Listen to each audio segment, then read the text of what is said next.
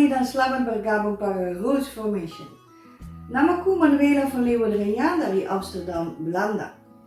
Senang sekali bisa kembali menyampaikan firman Tuhan secara online kepada Anda di Belanda maupun di Indonesia. Alkitab mengatakan bahwa kita dapat diubah oleh pembaruan pikiran kita. Hukum dosa yang berperang di dalam kita menyerang pikiran kita.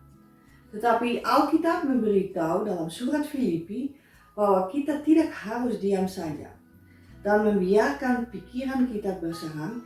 Kita dapat memilih apa yang kita pikirkan. Rasul Paulus dengan jelas mengatakan bahwa ada hal-hal yang seharusnya kita pikirkan. Dengan kata lain, kita dapat memilih pikiran kita. Filipi 4 ayat 8 dikatakan, jadi akhirnya saudara-saudara, semua yang benar, semua yang mulia, semua yang adil, semua yang suci, semua yang manis, semua yang sedap didengar, semua yang disebut kebajikan dan patut dipuji, pikirkanlah semuanya itu. Kita semua kadang-kadang mempunyai pikiran-pikiran yang bertentangan dengan firman Allah. Dalam Roma 12 ayat 1 dan 2, Alkitab mengatakan, karena itu saudara-saudara, demi kemurahan Allah, aku menasihatkan kamu, supaya kamu mempersembahkan tubuhmu sebagai persembahan yang hidup, yang kudus, dan yang berkenan kepada Allah. Itu adalah ibadahmu yang sejati. Janganlah kamu menjadi serupa dengan dunia ini, tetapi berubahlah oleh pembaharuan budimu, sehingga kamu dapat membedakan manakah kehendak Allah, apa yang baik, yang berkenan kepada Allah, dan yang sempurna. Kita perlu membuat komitmen total kepada Tuhan Yesus Kristus dengan cara menjadi persembahan yang hidup. Masalah dengan persembahan yang masih hidup adalah kadang-kadang korban persembahan itu ingin merangkak turun dari mezbah, sehingga kita harus memperbaiki arah dalam pikiran kita. Kita harus mempunyai hati yang berkata, Allah, aku menginginkan Engkau dan aku menginginkan jalanmu. Kita bukan hanya harus membuat komitmen total, melainkan juga bagian dari kehidupan Kristen yang berkemenangan menuntut kita melangkah maju dan diubah oleh pembaruan pikiran kita. Kita tidak boleh berpikir seperti dunia bila kita tidak ingin mendapat hasil yang seperti dunia. Seperti yang kita baca dalam Filipi 4 ayat 8, kita dapat memilih apa yang harus dipikirkan. Semua yang disebut kebajikan dan patut dipuji, pikirkanlah semuanya itu. Sangat penting kita menyimpan firman Allah di hadapan kita sepanjang waktu supaya benar-benar dapat hidup berkemenangan. Kebalikan dari memikirkan apa yang indah, adil dan baik adalah dengan tidak memikirkan hal-hal yang dari Tuhan Allah dan dari Roh. Roma 8 ayat 6 mengatakan, karena keinginan daging adalah maut, tetapi bagian selanjutnya dari ayat itu mengatakan, tetapi keinginan roh adalah hidup dan damai sejahtera. Memikirkan hal-hal yang dari roh Allah adalah kehidupan dan damai sejahtera. Tetapi bila kita mulai memikirkan tentang perzinaan, hal-hal yang dari dunia, uang, ketamakan dan sebagainya, tahukah Anda apa yang akan terjadi dalam hidup kita? Sebagaimana yang orang pikirkan dalam hatinya, demikianlah ia. Kita akan mulai bertindak berdasarkan hal-hal itu. Kita akan mulai memikirkan hal-hal itu dan semua itu akan merusak hidup kita. Peperangan rohani yang sebenarnya bagi orang percaya bukan soal melawan atau menghardik iblis sepanjang waktu, walaupun ada kalanya kita perlu melakukan itu. Tetapi peperangan rohani berkaitan dengan apa yang kita pikirkan dan renungkan. Dalam Yesaya 26 ayat 3, Alkitab mengatakan bahwa Allah akan menjaga orang-orang yang pikirannya melekat kepadanya dengan damai sejahtera yang sempurna. Ada kalanya sepanjang hari kita perlu menyesuaikan arah, sama seperti yang dikatakan dalam Roma 12. Kita perlu berkata, Allah itu pikiran-pikiran yang salah. Aku perlu berpaling dan memperbarui pikiranku dan mulai memikirkan hal-hal yang indah, yang adil, dan yang baik. Jadi, jika Anda mempunyai kubu, jika Anda dalam perbudakan, jika Anda menyadari bahwa Anda memikirkan hal-hal yang tidak seharusnya dipikirkan, Anda harus segera berbalik arah. Alkitab mengatakan bahwa jika kita mendekat kepada Allah, Ia akan mendekat kepada kita. Kalau kita melawan si musuh, Ia akan melarikan diri dari kita. Lihat di Yakobus 4 ayat 7 dan 8. Tahukah Anda bahwa kemenangan Anda sesederhana itu? Anda hanya perlu berkata, aku akan melawan apa yang iblis lakukan terhadap aku sekarang juga. Aku akan duduk dan membuka Alkitab, dan aku tidak akan hanya membaca beberapa kata dari halaman-halaman ini, tetapi aku akan mencari Tuhan Allah di balik kata-kata ini. Aku akan melekatkan pikiranku kepada firman Tuhan, dan Tuhan, inilah yang Engkau katakan tentang aku. Engkau mengatakan aku sudah diampuni, Engkau mengatakan bahwa aku sudah disucikan, Engkau mengatakan bahwa tidak ada yang dapat memisahkan aku dari kasih-Mu.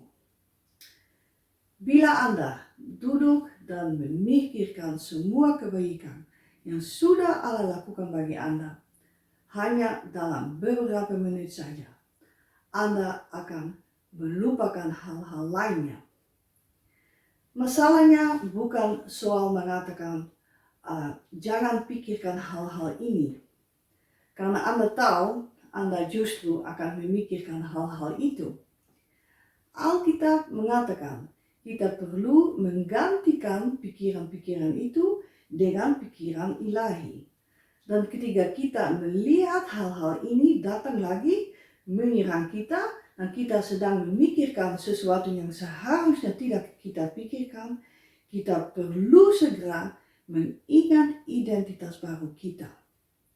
Kita perlu segera berpaling kepada Tuhan, berhubungan dengannya, bukan hanya dengan kata-kata yang tertulis pada halaman-halaman Alkitab, melainkan dengan Tuhan Allah di balik kata-kata itu.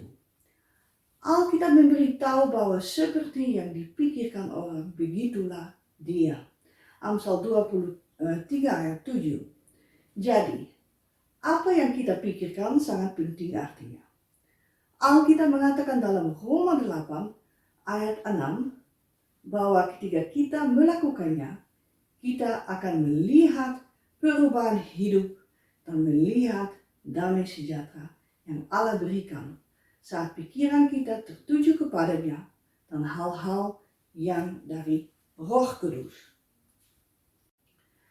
Mereka yang hidup dalam daging tidak mungkin berkenan kepada Allah. Sekarang, jadilah seseorang murid Yesus. Pelajarilah apa yang membedakan kekristenan dari setiap agama lainnya. Yesus berkata di dalam Lukas 14 ayat 26. Jikalau seorang datang kepadaku dan ia tidak membenci bapaknya, ibunya, istrinya, anak-anaknya, saudara-saudaranya, laki-laki atau perempuan, bahkan nyawanya sendiri, ia tidak dapat menjadi muridku. Yesus menggunakan kata yang paling kuat untuk menekankan maksudnya.